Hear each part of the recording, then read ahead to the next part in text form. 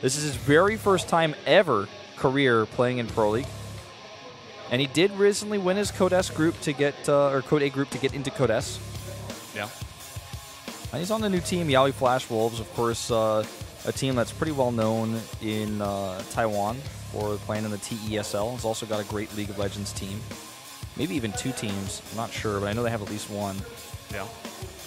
It's going to be interesting to see, you know, how he plays here in Pro League, because he has a lot of experience abroad. He has a lot of experience playing in a bunch of different tournaments. Very key guy in GSTL as well, and this is going to be his first game in Pro League. It's a different scene. He's in a different booth here, a new arena on, you know, what's it called? Mercenary being a mercenary for this team, and he's going to have to play a huge game against this guy, Rain. Well, Brendan, the poem on Outboxer in this map is, "It's lack of faith that makes people afraid of meeting challenges, and I believe in myself." That's what Leenock is going to have to do. He's going to have to play to the poem of this map. Well, here we go, Brendan. This is it. His very first time against a veteran. Can he do it? Because if he can't, Prime is in a lot of trouble. Let's jump into the game right now.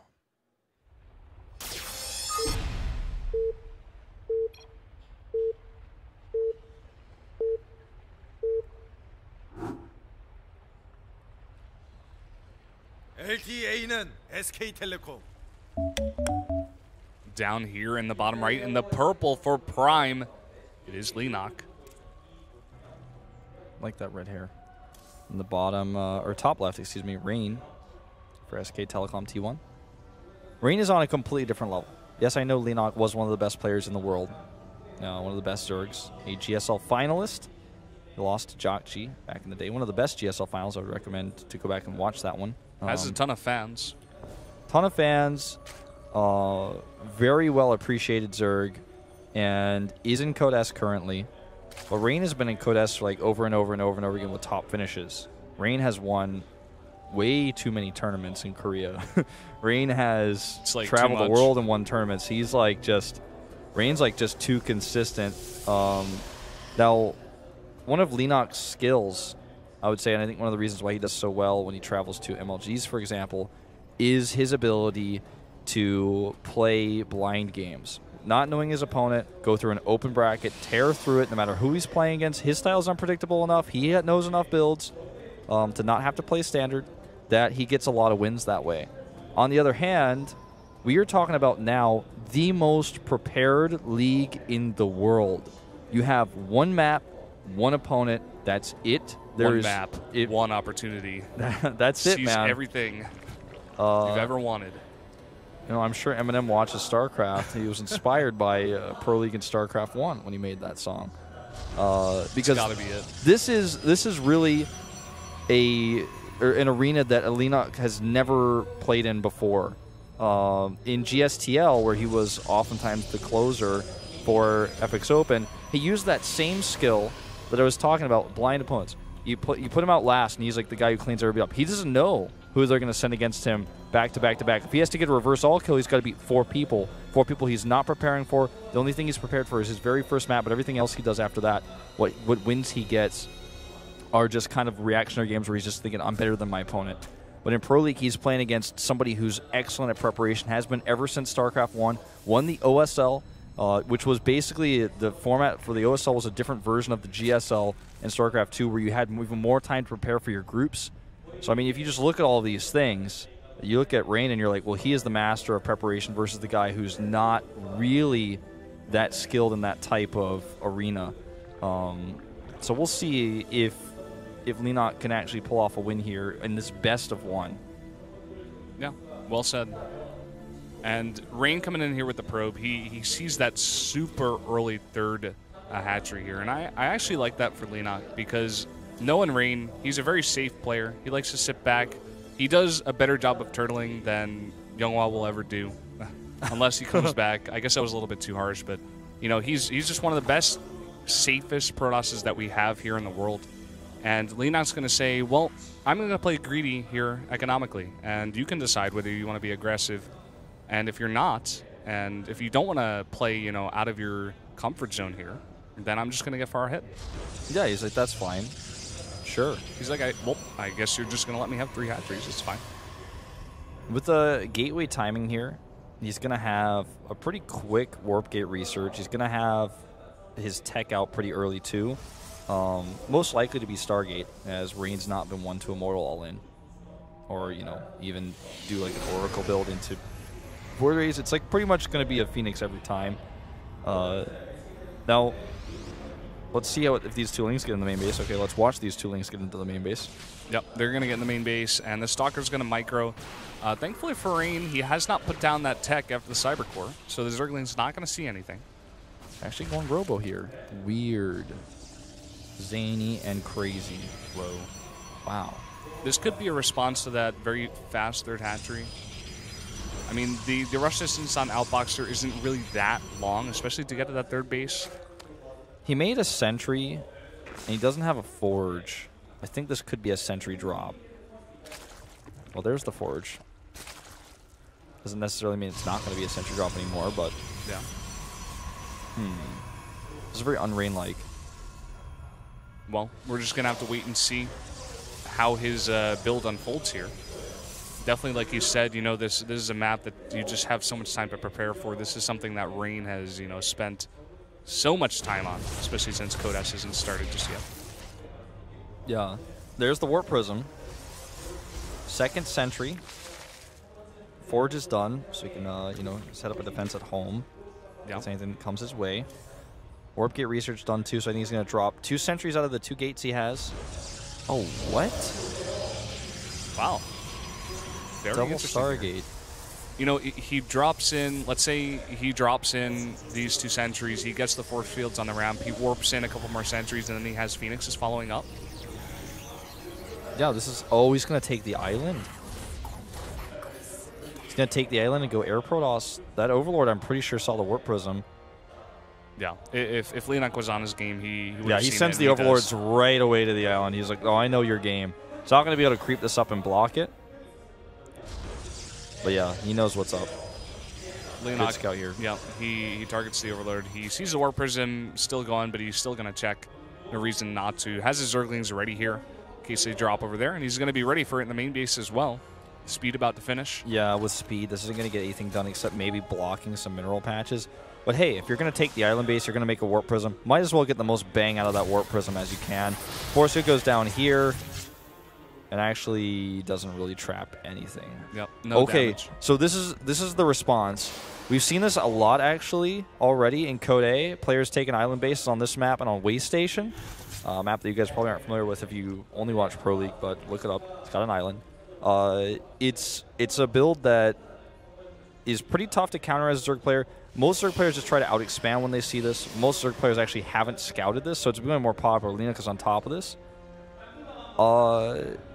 He goes for drops as a response, and I don't know. Let's see if this works, because the thing is there's a lot of Phoenixes.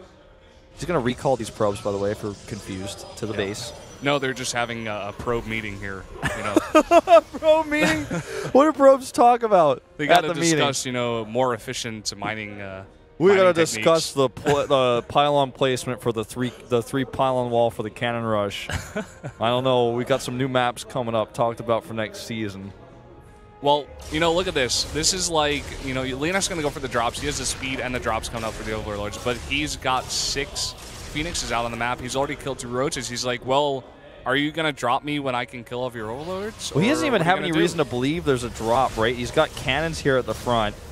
Leenock has committed double upgrades to drops, but hasn't actually sent any Overlords over to get them ready. He's attacking with a small Roach force against these 2 cannons. He's losing Roaches one after another.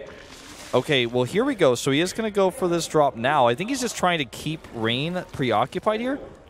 He also hasn't... No, he doesn't have an Overseer with this. There's no vision of these drops. Okay, now he's going to see it, though. With Oh, is he? Is he going to see it? Yeah, he's going to see it. Okay, he sees it. He needs to send all of his units, including his Void Rays, over right now. He has the Mothership Core, I think, still at the 3rd base. I hope so, for his sake.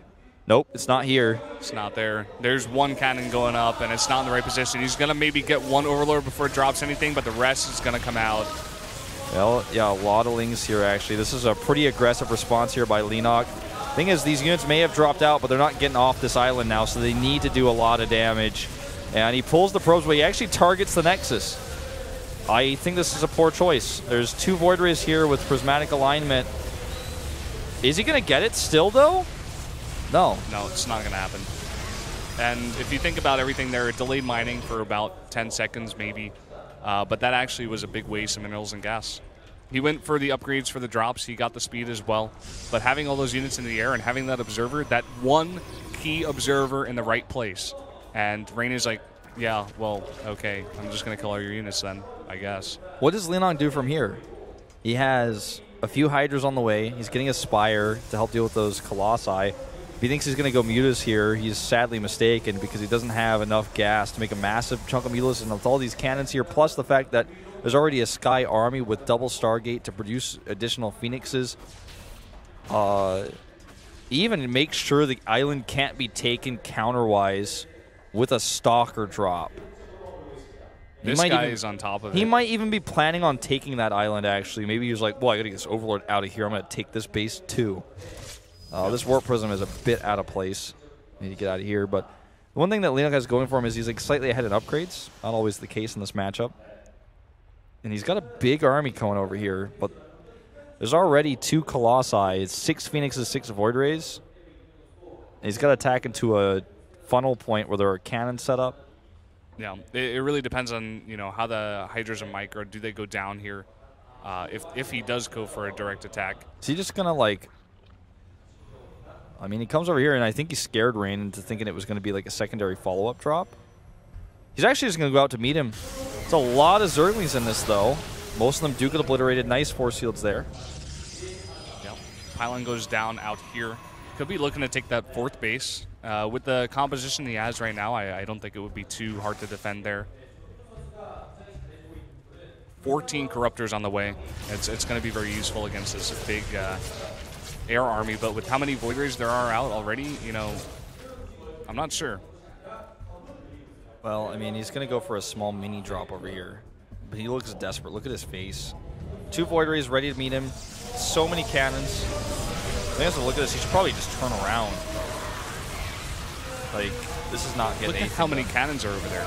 Everything that got dropped out got obliterated immediately. This is like, if you think about how many cannons he made, I'm going to count those cannons, actually, at this base. He made 10 cannons. That's 1,500 minerals. You could almost make 4 Nexi with that amount of minerals. But this is actually Rain playing the player.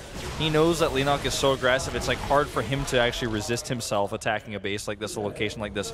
Now the 16 Mutalist transition, we talked about this earlier, where he didn't have enough gas to make it happen right away, but now that he does have that gas, it's not a bad choice, but he's got so many Blink Stalkers up against him. Right now, 17 Blink Stalkers and 6 Phoenixes here. Yeah, and he's got the double Stargates still as well. So that transition into, you know, double Phoenix production right away out the gate once he sees it happen. Not going to be too hard to make. Yeah, it's going to be really easy for him. And look at this. He's just walking across the map. You guys see the army of Leenock bet there. A bunch of Corruptors, a bunch of Mutas are going to come in here. But is it going to be enough? It doesn't look like it. Void Rays charge up, and oh boy. He's got some Corruptors here to help out against the Voids. The Void Ray is not really the biggest threat against his Mutalist, though. That's really the Stalkers. Sentry's over here adding some extra DPS to the ground. Now the Phoenixes are here, but you know what? This is a... No. I mean, I look at it, I'm like, well, maybe he's going to clean up the Colossi, but there's still too many Stalkers on the ground. The forces here are too good, and... No, it's just too much. He lost too many units. He threw too many units away on the island. Both times losing a lot for not getting a lot of gains. I think attacking the island, GG. Attacking the island with the roaches early on, I think he should have gone for probes. And I feel like Rain right now is just like a professor, like a teacher. He's like, hi, I'm Dr. Rain. And he's like, puts his little graduation cap on, and he's got that little stick, and he taps the blackboard. And he's like, preparation. He taps it again. He's like, preparation. Write this down. Some of the best preparation, the best of one map you will ever see. Very well executed island expansion there. Yep. I'm glad we're starting to see islands make a comeback in StarCraft too. It's pretty fun. It's pretty cool. I like this map actually. The more and more I see it, the more and more I see players preparing, like you said, like Rain for maps like this and making really cool builds on this and using it to their advantage rather than just playing standard. It's really cool to see Professor Rain over here just saying, I practice 15 hours a day for you, Leenock, and Doesn't seem like you did the same.